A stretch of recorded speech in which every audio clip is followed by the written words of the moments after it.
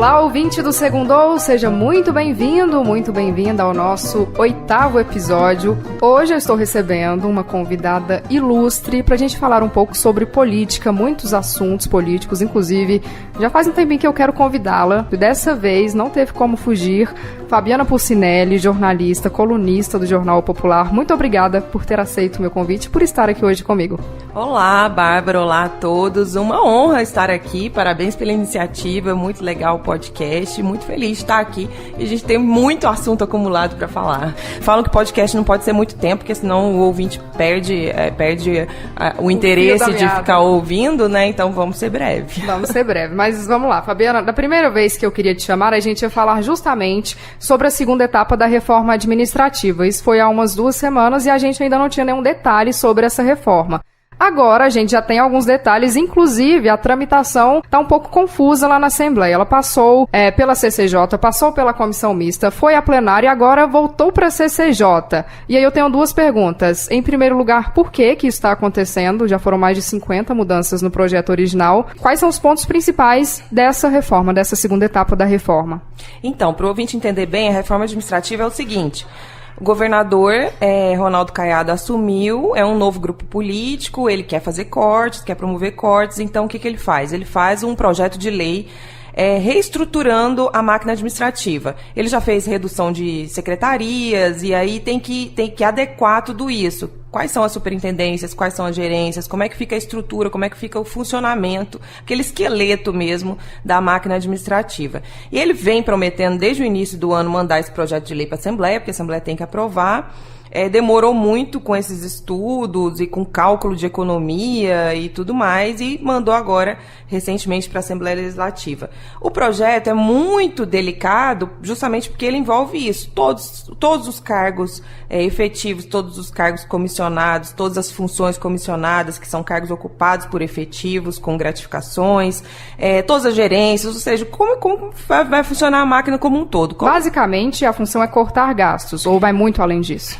O que o governo tem dito é que não é só cortar gastos, que está buscando eficiência administrativa, que está buscando correções em relação ao grupo político anterior que ficou durante 20 anos. Então, que também busca eficiência, não é só corte. Mas o principal é, sim, corte. No projeto original, eles falam que o corte para este ano seria de 79 milhões, para o ano que vem de 119 milhões. Só que aí, como os deputados também estão sempre de olho nas indicações políticas para cargos comissionados, eles promovem algumas mudanças. Então, eles já fizeram 51 emendas, foi para o plenário, e no plenário teve mais emenda. Então, voltou, até porque o governo tem o interesse, né, o grupo governista tem o interesse de analisar quais são as emendas, as mudanças no texto, para reavaliar e saber o que inclui e o que exclui. Então, aí fica esse processo de vai e vem. Bom, o ponto principal que nos interessa, será que esse projeto vai ser votado essa semana, Fabiana? A ideia é essa, o governo tem uma certa pressa, o governo, inclusive, divulgou um vídeo nas redes sociais jogando a batata quente no colo da Assembleia, né, cobrando, fazendo enquete nas ruas, falando para as pessoas, o governo vai economizar com a máquina, com a estrutura para investir em outras questões, então os deputados têm que apoiar tudo, então o governo tem uma certa pressa. Eu até que não vi, eu achei que talvez a oposição fosse fazer mais barulho em relação a esse projeto da reforma, mas eu acho que como todo mundo entende que é preciso haver uma economia de fato, não houve tanta polêmica em relação a essa reforma administrativa dentro da casa. Acho que tem outros pontos que estão gerando mais polêmicas e afetando o governo. Bom, e como todos os assuntos estão interligados, a gente já pula de reforma administrativa para a questão financeira do Estado. Na última semana nós tivemos o anúncio de uma espécie de plano B, falado por Ronaldo Caiado após uma reunião com o ministro da Economia, Paulo Guedes. A gente percebe o seguinte: havia uma expectativa de que o governo mandasse, na verdade, para o Congresso um plano de socorro aos estados chamado Plano Mansueto. Esse plano ia dar a garantia da União para 11 estados contraírem novos empréstimos, ou seja, os estados iam fazer alguns ajustes e iam ganhar em troca um crédito ali, né, Fabiana? Só que, pelo visto, esse plano não deve sair por enquanto, e aí o Caiado já apresentou um plano B, que é uma proposta uma medida provisória que deve ser editada pelo governo federal para que os estados fiquem com 30% dos recursos dos fundos constitucionais. O problema é que esses fundos são destinados exclusivamente à iniciativa privada. Qual a viabilidade disso, Fabiana? Será que esse plano Mansueto não sai mesmo?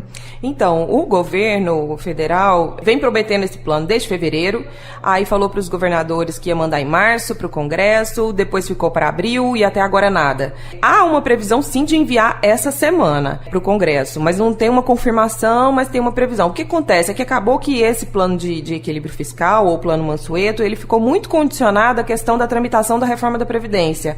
O governo federal negociando, que é mais mobilização dos governadores para depois mandar. Eles acham o seguinte, se eu mandar o plano Mansueto agora, garantir a ajuda para os estados, eles não vão se empenhar, não vão se mobilizar para ajudar na reforma da Previdência. Então isso ficou condicionado, eles tentaram negociar isso e ficaram atrasando, segurando o plano Mansueto. Isso gerou uma insatisfação muito grande dos governadores, dos estados que têm dificuldade financeira e especialmente do governador Ronaldo Caiado, que acha que pela boa relação que ele tem com o governo, com o presidente Bolsonaro, com o ministro da Casa Civil, Onyx Lorenzoni, e por ele já ter adotado algumas medidas dentro do que o Tesouro Nacional já vinha pedindo para os estados, ele achou que ele ia ter isso com rapidez. E não conseguiu. Então, na semana passada já se falava dessa previsão de mandar essa semana, mas mesmo assim o governador, muito impaciente, foi lá e falou, não, vamos partir para um plano B, que foi essa proposta de usar os recursos dos fundos constitucionais. Uma proposta muito polêmica, porque ela pode ser inconstitucional. A Constituição Federal de 88 estabeleceu essa ajuda para os estados, para o desenvolvimento das regiões Norte, Nordeste e Centro-Oeste e destinar um recurso que é vindo de imposto de renda e de IPI para o setor produtivo, para ajudar no desenvolvimento econômico dos estados dessas regiões. Então abre uma linha de crédito, abre empréstimo com vantagens, com juros baixos, com prolongamento para pagar para o setor produtivo. E aqui no caso de Goiás a demanda sempre é maior do que o orçamento. Né? Então, estão previstos 3 bilhões e 100 para este ano e a demanda sempre costuma ser maior. Então, o que o governador quer é pegar 30% desse dinheiro e usar metade para investimento, metade para custeio. Isso gerou já uma grande polêmica junto ao setor produtivo. A maioria é contrária, acha que não é devido pegar esse dinheiro. E também tem a questão jurídica que deve pesar, que é a questão da constitucionalidade. Não poderia fazer por medida provisória, teria que fazer uma emenda à Constituição, fazer uma PEC, enviar para o Congresso e isso demora muito mais do que o projeto de lei do Plano Mansueto. Bom, agora uma coisa que eu tenho percebido é a mudança de tom do governador Ronaldo Caiado nesse processo de desenvolvimento ou não desenvolvimento, na verdade, do Plano Mansueto. Algumas semanas, por exemplo, ele dizia, não, o plano está pronto, deve ser mandado essa semana para o Congresso. Aí, de repente, veio a notícia de que o valor seria bem abaixo do esperado. E aí, essa demora no plano que acabou resultando aí nesse anúncio desse plano B, e a gente percebe até na voz do governador um certo desânimo. A pergunta que fica é, será que isso abalou a relação de Ronaldo Caiado com Jair Bolsonaro? Acho que não chegou a abalar ainda, Bárbara, mas assim, ele tem demonstrado sim essa insatisfação. Tem reclamado muito. Agora, o problema é que o Caiado apostou muito nessa boa relação com o Bolsonaro, sendo que o governo federal tem aí outros problemas para pensar, tem outros desafios, tem a jogada política, tem uma dificuldade de estabelecer uma base consolidada no Congresso. Então, ele confiou muito que ia ter essa ajuda com base nessa boa relação, e não é bem assim, né? Não é só a questão dos estados, não é só a questão do estado de Goiás. O Bolsonaro tem vários outros problemas com os quais se preocupa neste momento. E aí o problema é que o Caiado ficou lá no primeiro mês de governo apostando no regime de recuperação fiscal.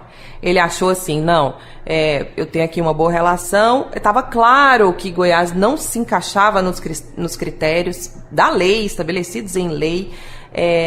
São estados com dificuldade muito mais calamitosa do que Goiás, e ele achou, não, vão dar um jeitinho, não, o Tesouro Nacional vai mandar uma equipe aqui, vão esticar aqui a conta, vão fazer caber, vão fazer alguma alteração, não rolou.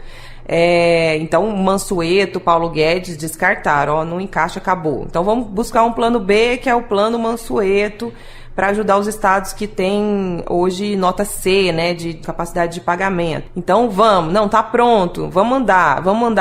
Ficou nessa promessa e não mandou. Por isso, tudo que eu já citei, assim, tem a negociação da reforma da Previdência, tem outros interesses, tem a dificuldade financeira mesmo, o rombo que existe em nível nacional, porque o Plano Mansueto, ele estabelece que os estados vão pegar empréstimo, mas com o aval do Tesouro Nacional. Ou seja, se o estado não pagar, o Tesouro Nacional tem que cobrir. Como já tem feito coberturas de hoje, atualmente, de outras negociações anteriores, inclusive de Goiás. Então não é fácil também para o governo federal, com o rombo que tem, abrir essa concessão aí para os estados que estão com baixa capacidade de pagamento, que correm o risco de não conseguir pagar, não conseguir honrar o compromisso lá na frente. Aí o que acontece? A União tem que cobrir, como já vem ocorrendo. Então é algo muito delicado também para o governo federal, e o Caiado apostou muito nisso, que com a boa relação ele ia conseguir esse socorro e de uma forma rápida, imediata. Acho que não chega a abalar ainda, tem isso, ele saiu na semana passada muito confiante de que a medida provisória do FCO também vai sair. A gente não teve uma resposta oficial do governo federal se vai sair ou não vai, né? Eu tentei falar na Casa Civil, eles não deram resposta. O Ministério da Economia disse que não vai se manifestar sobre isso, ou seja, não tem uma sinalização mesmo do governo. Se não sair o FCO, se não sair o Plano Mansueto, eu acho que a relação tende a azedar. Mas aí a gente tem que esperar ainda esses próximos capítulos, se vai sair ou se não vai sair. Bom, e pra gente finalizar ainda falando sobre essa relação do Ronaldo Caiado com o presidente Jair Bolsonaro, a gente teve na última semana protestos da educação, que não dá para dizer que não foram significativos. E aqui em Goiás, a gente teve inclusive palavras de ordem contra o governador Ronaldo Caiado. Eu queria falar não apenas disso, mas será que esse desgaste de Jair Bolsonaro acaba chegando, atingindo de alguma forma o Caiado, tendo em vista que ele sempre se colocou como aliado do Bolsonaro? Acho que sim. Acho que as pessoas que protestaram, que foram para as ruas na semana passada, elas veem ali Bolsonaro e Caiado como um mesmo grupo político que tem uma ideologia parecida, que pensa, que tem propostas de políticas públicas semelhantes, né? Eles fizeram a campanha, embora o governador não tenha se manifestado sobre a disputa presidencial no primeiro turno, mas a gente vê essa proximidade entre eles. Eu acho que as pessoas enxergam isso. E o pior, coincidiu toda essa questão de debate de corte na educação com a tentativa do governador Ronaldo Caiado de acabar com o passe livre, ou restringir o passe livre aqui, e também tem medidas em relação à reestruturação da UEG. Então, ele acaba que ele fica muito desgastado também, embora ele tenha recuado um dia antes das manifestações a respeito do passe livre, pressentiu, né? Retirou o projeto. Ele sabia que ia ser um grande alvo também. E o timing mesmo do projeto foi muito ruim, né? Porque já era um momento que já se discutia isso, essas investidas contra a universidade pública, e aí ele mesmo assim enviou o projeto. Mas enfim, ele resolveu tirar o projeto um dia antes, mas ainda foi muito afetado, sim, por esse desgaste. Eu acho que as pessoas enxergam muita afinidade política entre os dois.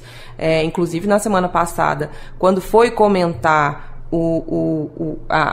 as manifestações em relação à educação, o presidente Jair Bolsonaro colocou no tweet um vídeo do Ronaldo Caiado criticando cortes na educação lá no governo Dilma Rousseff, ou seja, tem uma afinidade muito grande. Eu acho que as pessoas ainda enxergam isso. Então o desgaste para o Bolsonaro também afeta o governador Ronaldo Caiado e talvez até vice-versa também. Bom, vamos aguardar então as cenas dos próximos capítulos. Fabiana Pucinelli, muitíssimo obrigada. Foi ótimo, espero voltar em breve. Com certeza. Boa semana para você, de muito trabalho, né? Boa semana a todos.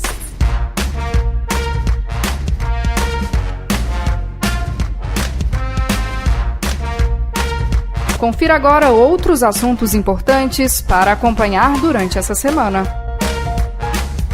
O presidente da Câmara dos Deputados, Rodrigo Maia, vem hoje a Goiânia para falar sobre reforma da Previdência.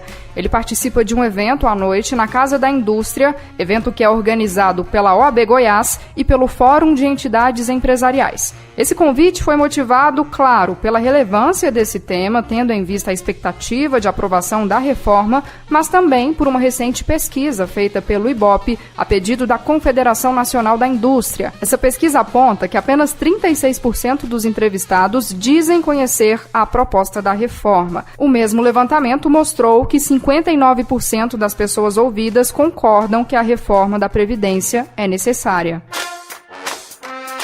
Segue até o dia 26 de maio a 74ª, ou edição 74 da Pecuária de Goiânia. Você deve ter percebido que a pecuária chegou já que os dias estão mais frios.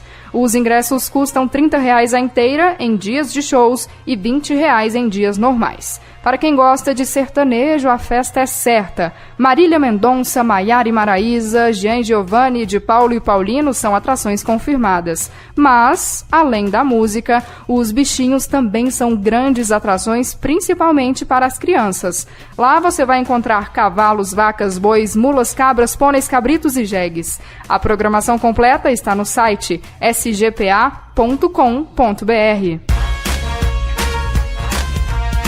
Já está à venda um novo livro da jornalista Raquel Landim, colunista do jornal Folha de São Paulo, que decidiu contar a história dos irmãos Wesley e Joesley Batista. A obra, batizada de Why Not, ou Por que Não, é resultado de 2 anos de apuração e mais de uma centena de entrevistas. Raquel conta como os empresários transformaram um pequeno açougue fundado no interior de Goiás em 1953 na maior empresa de carnes do mundo. E, claro, história que, por acaso, é permeada por diversos escândalos de corrupção. A edição de hoje do Segundou vai ficando por aqui. Eu sou Bárbara Falcão, responsável pelo roteiro, produção e edição deste conteúdo. Lembrando sempre que a sua opinião é muito bem-vinda. Fique à vontade para mandar a sua mensagem pelas redes sociais da CBN Goiânia ou então mandando um e-mail para barbara.falcão@cbngoiania.com.br. Uma excelente semana para você e até semana que vem.